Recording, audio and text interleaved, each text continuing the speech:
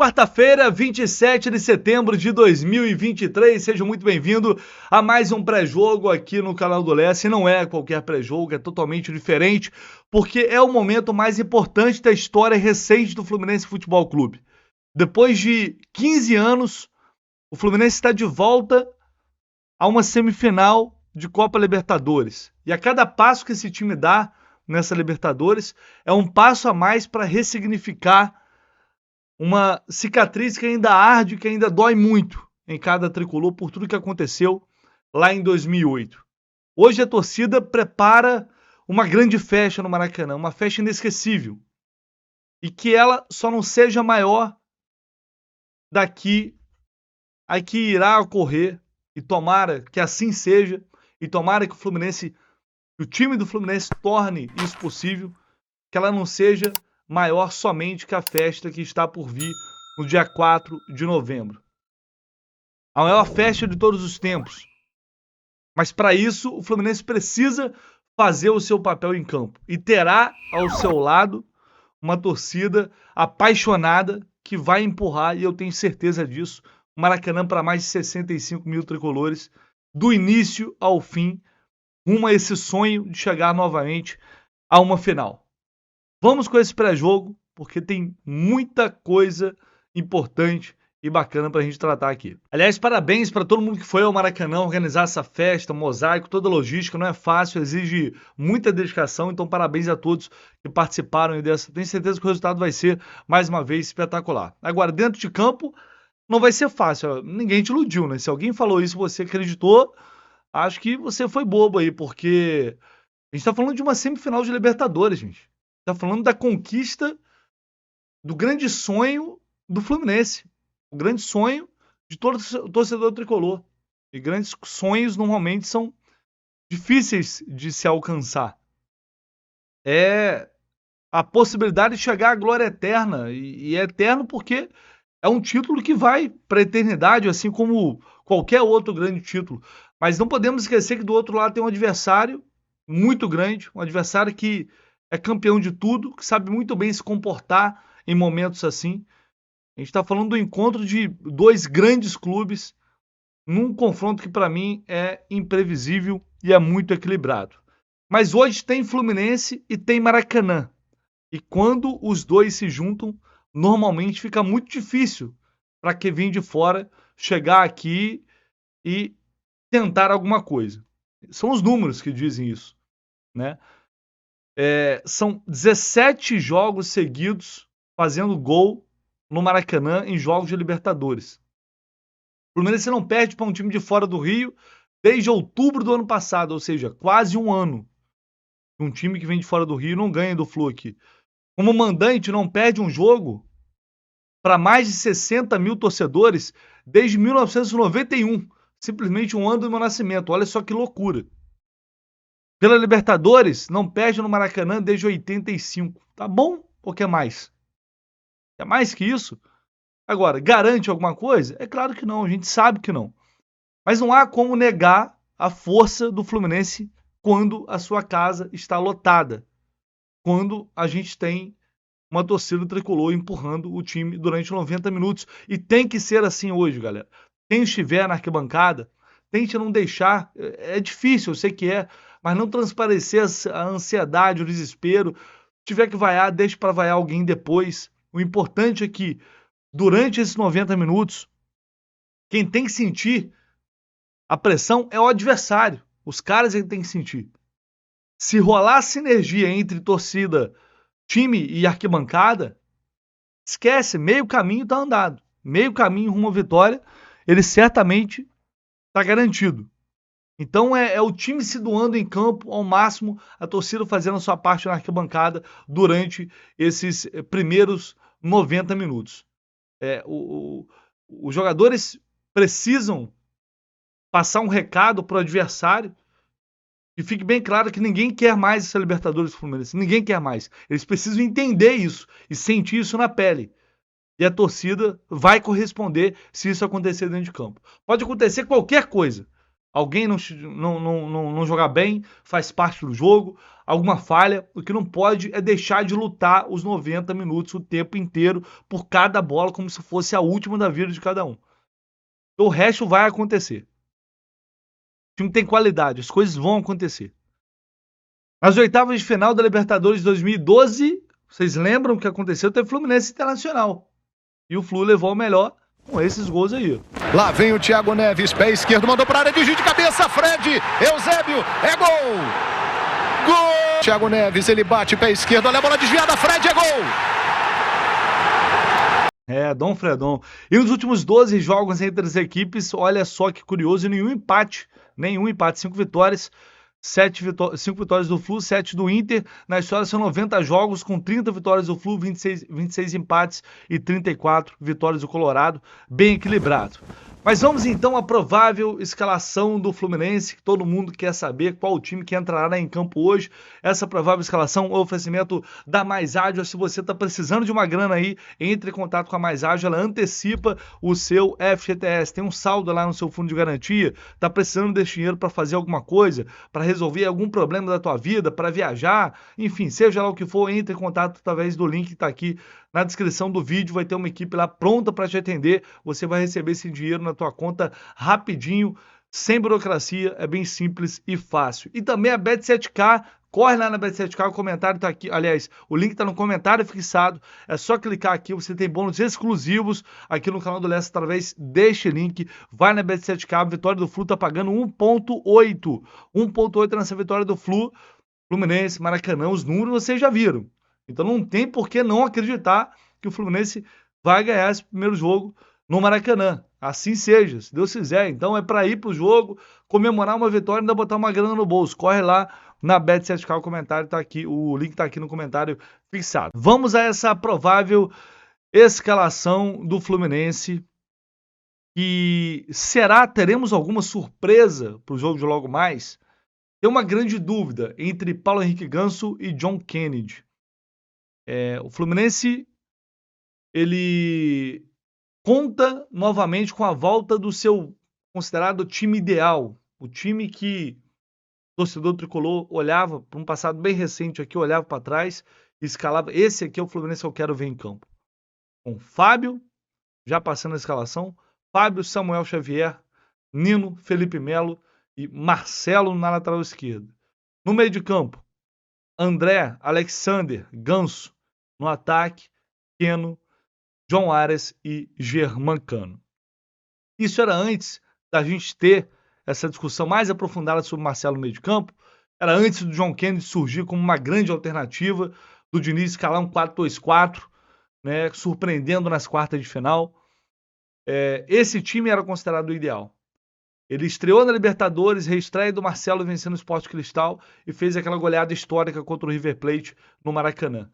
Foi com essa escalação. A dúvida sobre Paulo Henrique Ganso. Ele está quase um mês sem jogar. Isso pode pesar. Eu acredito que a comissão técnica vai tomar a decisão, obviamente tomando todos os cuidados, né, levando em consideração isso. Eles estão acompanhando o dia a dia do Ganso. Estão percebendo se ele tem condições ou não de jogar um jogo desse tamanho. Ninguém vai ser maluco de escalar um jogador se ele não tiver em plenas condições. É claro que pode ter perdido um pouco de ritmo de jogo, mas é o Ganso. E se ele estiver bem, quando ele está bem, o time muda bastante. É importante ter John Kennedy como arma no banco de reservas. E aí a gente pode ter uma outra alternativa, que é o Diniz manter o que fez nas quartas de final. Colocar André e Ganso com o John Kennedy. E aí tirar o Alexander. Mas, sinceramente, tudo é possível, tá, gente? Porque o Diniz costuma contrariar a lógica. Tudo é possível com o Diniz. Mas eu acho mais complicado porque o Inter ele tem o costume de agrupar muitos jogadores no meio de campo, ter muitos jogadores no meio. E tem o Alan Patrick, que é um segundo atacante, mas que recua muito e flutua muito naquele espaço ali entre a zaga e o volante. É um jogador que não pode ficar livre em campo. E o Alexander também é importante para dar sustentação ao próprio Marcelo no lado esquerdo. O Marcelo a gente sabe que na marcação ele tem deixado a desejar, até porque não é uma criança. É um jogador fora de série, mas que tem dificuldades hoje na marcação. Então o Alexandre também seria importante para dar esse equilíbrio. E com o Alexandre bem, o Fluminense sempre foi muito equilibrado. Então por isso eu acho que o Diniz não vai tirar o Alexandre do time. Se ele não tirar, a dúvida fica aí entre Ganso e John Kennedy. Como o Ganso é uma de confiança do Diniz, é um cara que é uma das referências para ele do time, se ele estiver bem, eu acho que o Ganso vai jogar. É a sensação que eu tenho, não sei o que vocês acham. Muita gente falou, mas seria loucura escalar 4 atacantes contra o Internacional. Gente, todo mundo achou loucura lá no Defensores del Chaco e deu no que deu. Né? O Fluminense conseguiu se defender bem, o Fluminense conseguiu ter o controle do jogo e conseguiu fazer os gols. Então, assim, a gente olha para isso como se fosse algo absurdo, e eu acho que nem é, tá? A questão é o ajuste tático.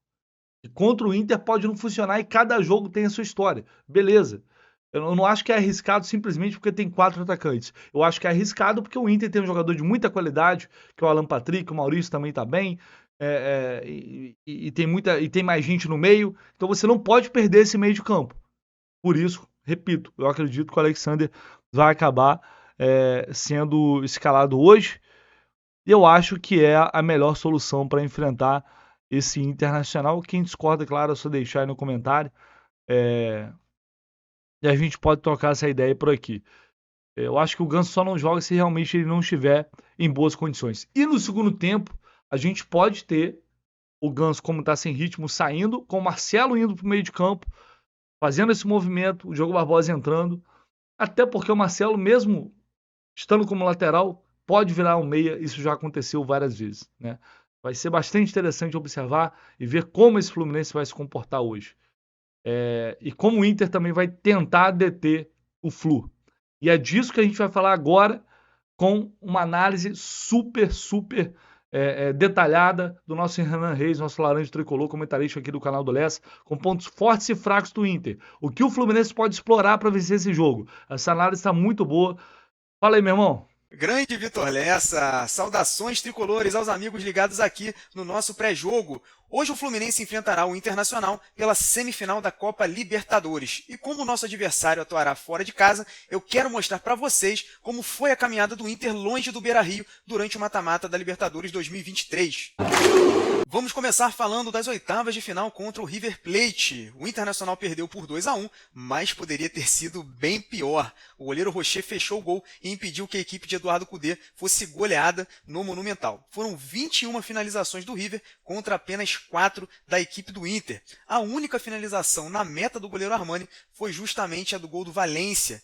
Em cobrança de falta, a defesa do River dormiu e Valência subiu sozinho para abrir o placar. E aqui fica a primeira lição, galera. O Fluminense precisa marcar de perto o atacante equatoriano, que é, sem dúvidas, o jogador mais perigoso da equipe colorada. O River Plate explorou bastante os lados do campo, assim como as costas da linha defensiva do Internacional. E um dos componentes dessa linha defensiva acabou tendo comportamentos que foram preponderantes para que o River Plate marcasse os seus gols. Então quero dar uma olhadinha com vocês aqui nos gols do River Plate, começando pelo primeiro gol. Vamos lá, galera. O De La Cruz domina e aqui vem o primeiro erro do Internacional no lance. Linha defensiva alta, quase na altura do meio de campo, em lance de bola descoberta. Por que descoberta? Percebam que o De La Cruz está completamente livre, não tem ninguém cobrindo a bola. E o que acontece geralmente nesse tipo de lance? O portador da bola tem tempo e espaço para explorar as costas da defesa. E foi justamente o que aconteceu. Então vamos dar uma olhada agora no comportamento do René no lance. E a princípio ele teve até um comportamento adequado, tá? Ele percebe que a bola está descoberta e assim que ele percebe, imediatamente ele adota um perfilamento antero-posterior. A cabeça dele está voltada para a bola, mas os pés, os apoios, estão em direção à linha de fundo, justamente para defender a profundidade. Mas aí sai o passe e o René acaba errando a interceptação. O Solari sai na cara do goleiro e marca o gol de empate da equipe do River Plate. Pessoal, após o gol de empate, o River continua a partir para cima do Internacional, continua a criar boas chances de gol. A gente vê aí uma bela defesa do Rocher.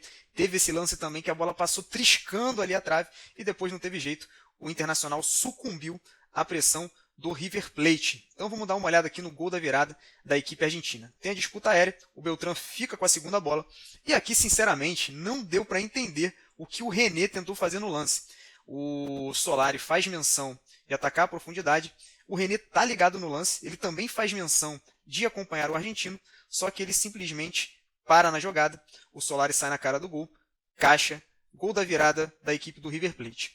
E aqui, pessoal, é óbvio que seria muito difícil do René alcançar o Solari. O Solari é mais veloz e aqui ele tinha também vantagem cinética, né? Ele inicia o movimento da corrida antes do René. Então, era lance claro de falta. O René não tinha cartão amarelo, era uma jogada óbvia, ele tinha que fazer a falta, ele não fez a falta e deixou o jogador argentino sair na cara do gol. Enfim, eu espero sinceramente que o René esteja em uma noite como essa, hoje, no Maracanã, a torcida tricolor agradecerá demais.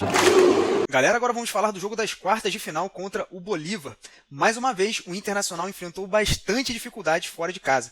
E aqui a gente tem que falar uma coisa, pessoal. É impressionante como o Internacional conseguiu sustentar a pressão nesses dois jogos e se manteve vivo para decidir a classificação no Beira-Rio. No caso do jogo contra o Bolívar, então, foi impressionante, porque mesmo diante do massacre que foi o jogo, o Internacional ainda conseguiu sair com a vitória e foi muito mais tranquilo para decidir o jogo em casa. E como já havia acontecido contra o River, o goleiro Rocher foi o grande destaque da partida, pegou até pensamento, e o uruguaio realmente é um dos maiores responsáveis por essa vaga que o Internacional conseguiu na semifinal da Libertadores. Só para vocês terem uma noção do que foi o jogo, o Bolívar teve 22 finalizações contra apenas 7 da equipe do Internacional. E é claro, né, jogando na altitude de La Paz, o que é sempre muito difícil, o Internacional sofreu muito com as bolas aéreas e os chutes de fora da área do time boliviano. E, novamente, o Internacional chutou somente uma bola na meta adversária e foi justamente essa bola que entrou e garantiu a vitória colorada. Eu quero dar uma olhada aqui com vocês no gol do Internacional para a gente ver como foi a jogada e para eu mostrar para vocês dois jogadores, o comportamento de dois jogadores que o Fluminense precisará ficar muito ligado nesse jogo no Maracanã. Um desses jogadores é o Valencia e o outro jogador é o Alan Patrick. É o cara que tem a incumbência de municiar o atacante equatoriano. Então vamos dar uma olhadinha nos comportamentos desses dois jogadores no lance do gol do Internacional contra o Bolívar. Vamos lá, ó. O Bolívar sobe pressão para dificultar a saída de bola do Internacional. Nós temos aqui um jogador dividindo referências entre o Bustos e o Arangues. E temos aqui um jogador marcando o Alan Patrick. E percebam o que vai acontecer quando a bola vem para o Arangues. Esse atleta que estava marcando o Alan Patrick, ele sai para dobrar a pressão no Arangues e deixa o meio-campista do Internacional completamente livre. E percebam o comportamento do Alan Patrick quando ele vê que ele está livre. Imediatamente ele já quebra o pescoço para mapear o posicionamento do Valencia no ataque, ele já quer saber o que está acontecendo ali no ataque, e antes de receber a bola ele quebra o pescoço novamente, e agora para saber de onde viria a pressão quando ele dominasse a bola. Então você vê que é um cara que está sempre ligado no que está acontecendo. O passe vem, e o Alan Patrick, ó, ele já orienta o domínio para frente, dominando a bola com o pé esquerdo, o pé mais próximo da baliza adversária. Isso faz com que ele ganhe tempo e espaço em relação ao seu opositor direto na jogada. Galera, agora eu quero que vocês se liguem na movimentação do Valencia na jogada. O equatoriano ele vai acelerar, ameaçando atacar a profundidade, mas depois ele trava a passada para receber a bola no pé. Quero que vocês vejam, então, vou soltar aqui o lance, para vocês perceberem que ele ameaça acelerar e depois trava para receber a bola no pé. Vamos ver. Ó. Ameaçou acelerar, parou, recebeu a bola no pé. Olha o espaço que ficou entre o Valencia e o seu opositor direto aqui na jogada. Qual é a intenção por trás dessa movimentação do Valencia? É justamente ganhar esse espaço. Vou voltar aqui novamente para vocês verem a movimentação do equatoriano. Ele ameaça acelerar e para. Ó o espaço. Então, ele... É isso aí, galera. Vou ficando por aqui. Eu acho que a gente pode tirar duas lições desses jogos do Internacional fora de casa. Primeira lição, a gente precisa ficar muito ligado na dupla Alan Patrick e Valencia. São dois jogadores decisivos que estão em boa fase e podem fazer a diferença para a equipe do Internacional. E a segunda coisa, o Fluminense não pode perder um caminhão de gols como o River Plate perdeu e como o Bolívar perdeu. Os adversários do Internacional perderam muitos gols e isso fez com que o Internacional pudesse voltar vivo ao Beira-Rio. Beleza, galera? Tamo junto, saudações tricolores pra cima deles. Grande Renan Reis, tamo junto, irmão. Análise, muito aprofundada sobre tudo que a gente pode ver em campo hoje em relação ao Internacional, que o Fluminense pode aproveitar. E agora a gente vai ver o que o John Aras disse à Flu TV sobre a grande expectativa para essa semifinal.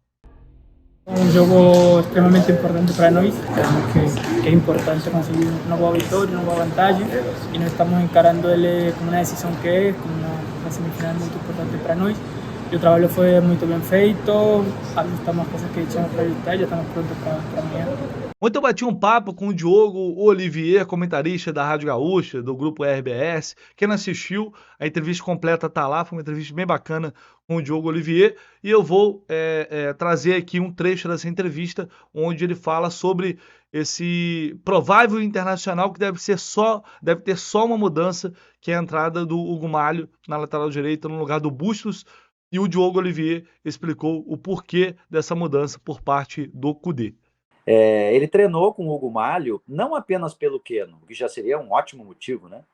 O Marcelo, que, enfim, na fase ofensiva ele vira um volante quase meia, né? Mas especialmente pelo Keno, não só por ele, mas porque o Vitão, que é o zagueiro pela direita, o Mercado joga na esquerda, ele vem de longa parada, de quase um mês parado. Então aí você tem, imagina, você joga com o Bustos, que é praticamente um ponteiro, né? Ele é um atacante, é um lateral ofensivo. Se a todo instante o Vitão tem que cobri-lo, você pode ter um problema na direita. Então, mas é uma alteração pontual. O resto do time está escalado, é o mesmo. Pode haver uma segunda dúvida, Vitor, que é Johnny ou Rômulo, para fazer esse 1 aí no 4-1-3-2, né? Pelo mesmo motivo. O Johnny muito tempo parado, talvez não dê intensidade. E aí você coloca Vitão parado, Johnny parado. Daqui a pouco tem uma conta ali que o Eduardo Kudê pode fazer em termos de intensidade. Mas se jogar Johnny ou jogar Rômulo, assim, do ponto de vista tático e talvez até técnico, não tem uma mudança tão fundamental. Esta do Hugo Malho, que é um lateral espanhol, que veio porque é da confiança do Eduardo Kudê, era capitão lá no Celta, que é lateral barra zagueiro, pode ser surpresa. Então essa é uma espinha cancheira, experiente, que não se assusta com casa cheia, com ambiente hostil, enfim, não se assustou com o River Plate, não se assustou com a altitude, é um Inter redesenhado. E não é um Inter que, como antes, lá com o Mano Menezes, tinha uma ideia mais conservadora, mais defensiva. O Inter joga no 4-1-3-2, quer dizer, o Valência joga ao lado do Alan Patrick como atacante na frente, para ter atrás deles uma linha que pega, que morde, que marca alto, que dá fôlego, intensidade, né? Com Arangues, Maurício e o Wanderson cumprindo função, às vezes até de volante pela esquerda. É um time muito marcador, e que não é que ele seja um time faceiro, às vezes, sabe, Vitor, tem essa discussão aqui no Rio Grande do Sul, aquela tradição de se defender bem, mas é um time faceiro. Na verdade, o Eduardo Kudê não é um time que se defenda mal, ele apenas se defende no outro lugar do campo. Em vez de se defender aqui atrás, ele defende lá na frente, marcando, mordendo. Vai tentar fazer isso com o Fluminense. Fez isso com o River, lá no Monumental de Nunes, né? No primeiro tempo conseguiu, depois no segundo tempo ele faliu fisicamente, o Gail Rocher virou candidato à canonização no Vaticano, com um milagre atrás do outro, foi o fiador daquela classificação, daquela derrota por um gol de diferença que trouxe o Inter vivo para o Beira-Rio. Mas agora não, agora é um time que já está mais treinado, com mais tempo para recuperar a parte física, está todo mundo à disposição. Eu acho que tem tudo para ter um grande confronto, e vai ser um confronto que, se o Inter for para trás, não será porque quer, será porque o Fluminense o empurrou para trás. Então a gente deve ter o Internacional escalado com Rocher, o Malho, Vitão, Mercado e René, Johnny, Arangues, Maurício, Alan Patrick e Wanderson com Ener, Valência. Lembrando que o Vitão e o Johnny têm situações parecidas aí com o Ganso, tá? Voltando de lesão também, com menos ritmo de jogo. Vamos à arbitragem para a gente fechar esse pré-jogo. A arbitragem ficará a cargo de Dario Herrera. É o trio todo, a equipe toda argentina, tá? Auxiliado pelo Juan Belatti e o Diogo Bonfá. O VAR será o Mauro Vigliano. Esse árbitro só apitou 2 jogos do Fluminense. O último foi contra o Milionários, ano passado. Jogo lá na Colômbia. Foi ele que apitou. E também contra a Universidade de Quito, vitória do Fluminense fora de casa pela Copa Sul-Americana de 2017. 2 vitórias por 2-1. É o histórico do Dario Herrera.